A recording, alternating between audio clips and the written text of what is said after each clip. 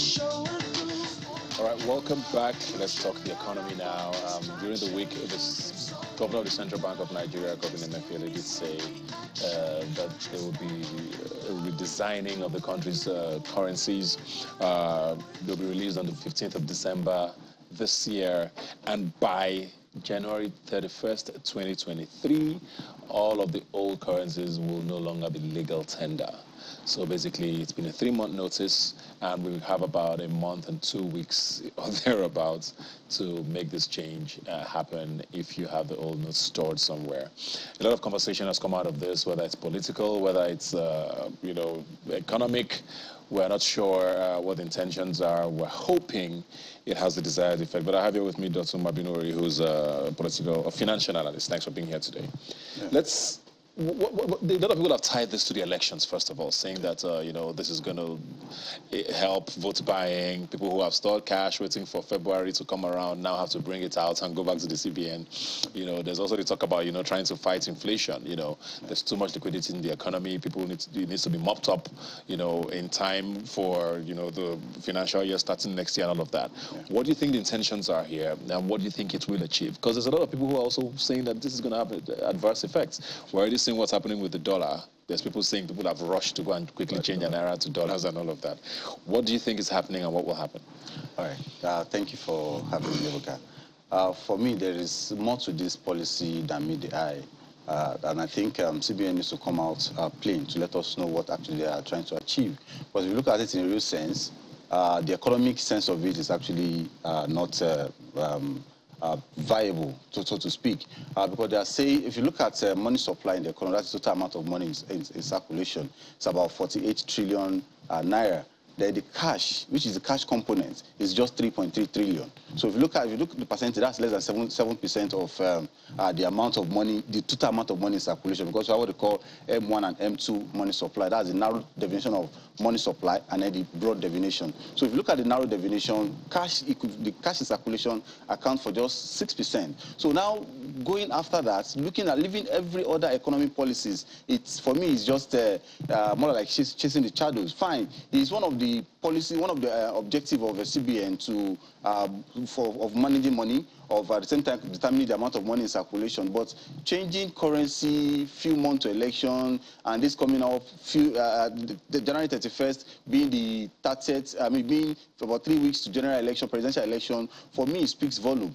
And I think as an economist, so to speak, I've actually been expecting President Buhari to embark on this policy. In fact, about 7 years ago, I've been expecting it. They're seeing it now. For me, I'm not actually surprised. But the policy, the reason behind it is what they should actually see. I say, for me, it's more political than even economical. But the argument is that this is supposed to be done every 5 years, and we haven't done it in 20 years. And so what are they looking for the past 20 years that they're just doing it now? So it's not the wrong policy. You're just worried about the timing. Yeah, the timing is actually very, very wrong. Why is the timing wrong when people say that the timing is actually right, considering what's coming? Because we are saying they are doing it because of vote buying. There are different ways of going about vote buying. And I think if anybody should be jittering here, it should be the incumbent political party, because 2019 election, we also saw how billion vans are carrying funds all about, and we saw how they have done it in the Ekiti election, in Osun elections. And if you look at PDP, they have actually, any election they have won without any cash involvement and other things like that. But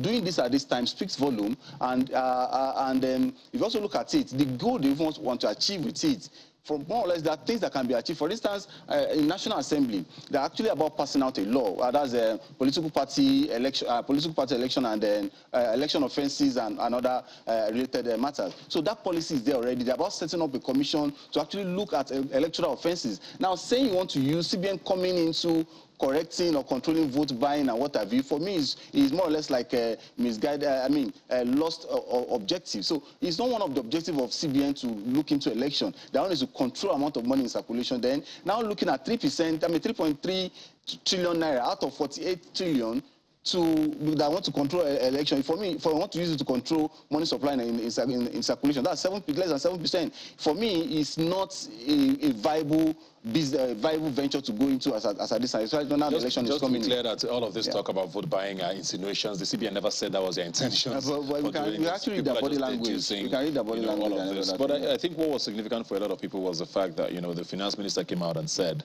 that she was not aware of this move by the CBN governor. The CBN has reiterated that he had spoken with the president, on this. Is there any conflict in any way with this? Because, the CBN is an independent body.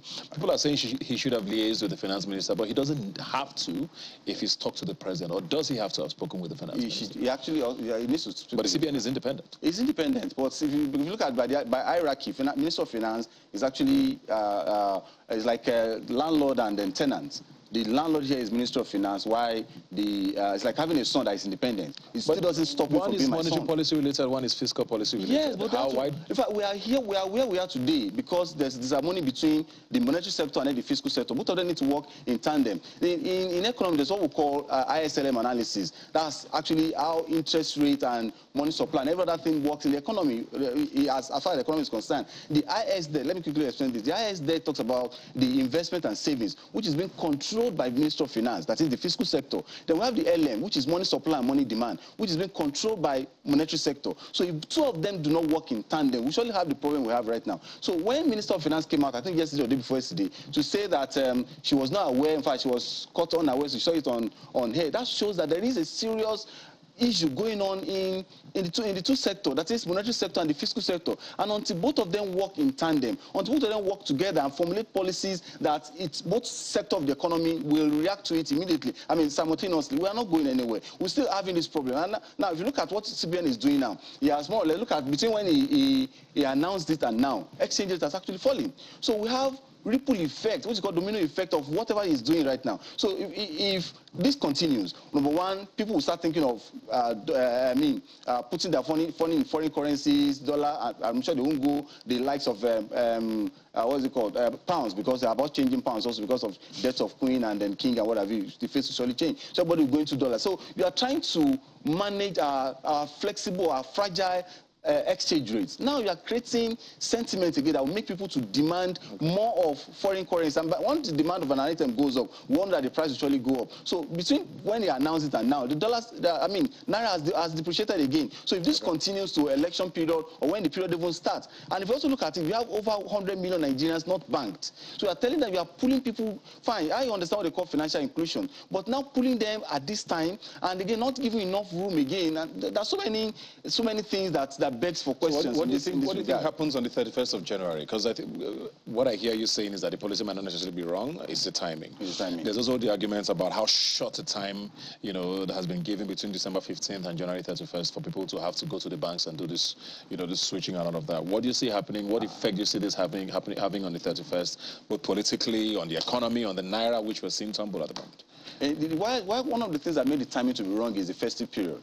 They even said the banks will open till 31st, to Saturday. And if you look at, I think, 25th of December, which is Christmas on Saturday, and again, New Year's also on Saturday. So imagine on Christmas Day, is that the Christmas gift that our president wants to give us? People still going to banks to change their currency. And we all know what they call panic withdrawal, panic savings, as the case may be. So, and again, in terms of election, I don't see the date actually, coming to friction. That is, January 31st being realistic. Because if you look at it, we are going into a festive period, we are going into election period, censor is coming on again next year, and they're now putting this pressure again. A lot of Nigerians are pressured already. Look at inflation. Inflation is 20.77, unemployment at 3.3%, and if you add inflation and unemployment together, you have what they call misery index. That means 54% of Nigerians are miserable.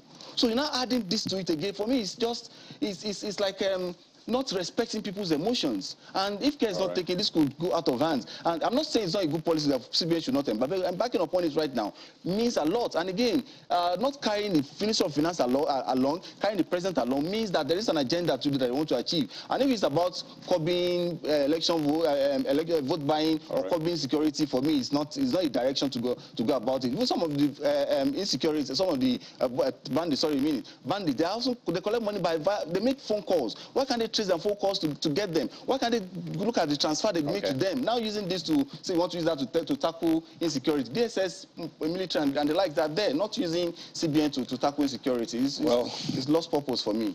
We're going to have to keep watching this. A lot of Nigerians are worried, but keeping our fingers crossed and hope all of this shapes up positively for us. Thanks a lot, Dotson, for joining us today. Well, like I always say, you can follow the conversation on social media. Please use the hashtag Rubbin Minds when you send us a message. I'll see you next Sunday.